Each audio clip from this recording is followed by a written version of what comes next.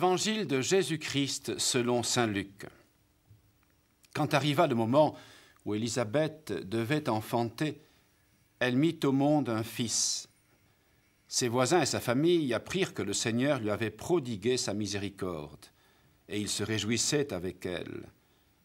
Le 8e jour, ils vinrent pour la circoncision de l'enfant. Ils voulaient le nommer Zacharie, comme son père. Mais sa mère déclara « Non, il s'appellera Jean ».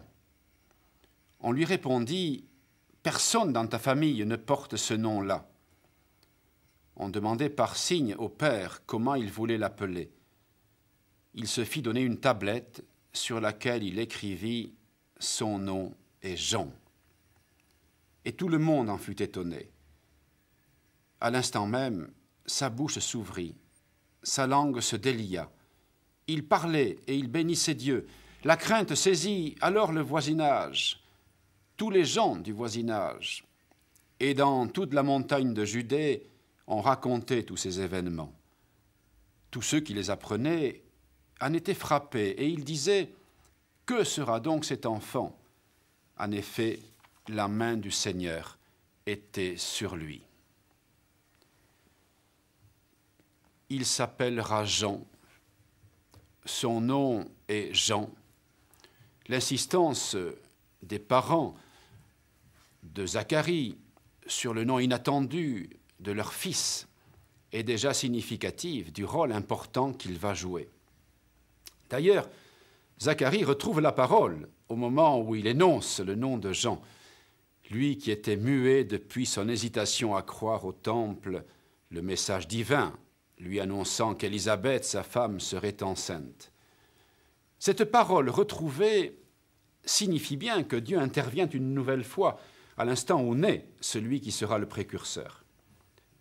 Il s'appellera Jean, son nom est Jean.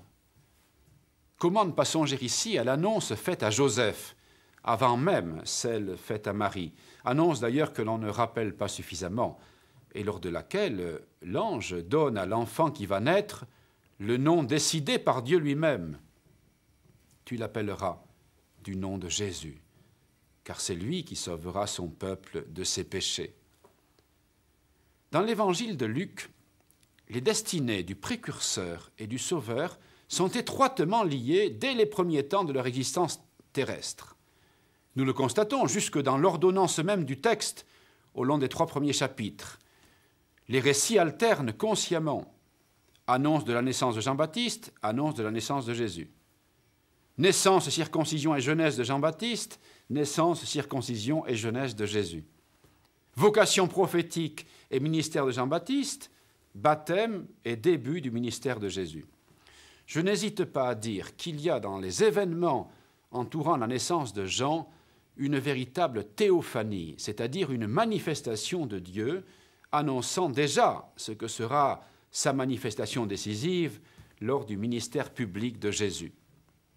Les derniers mots de l'évangile d'aujourd'hui le traduisent à leur manière. La crainte qui saisit les gens du voisinage et leur interrogation « Que sera donc cet enfant ?» Nous retrouverons les mêmes signes au commencement de la prédication de Jésus.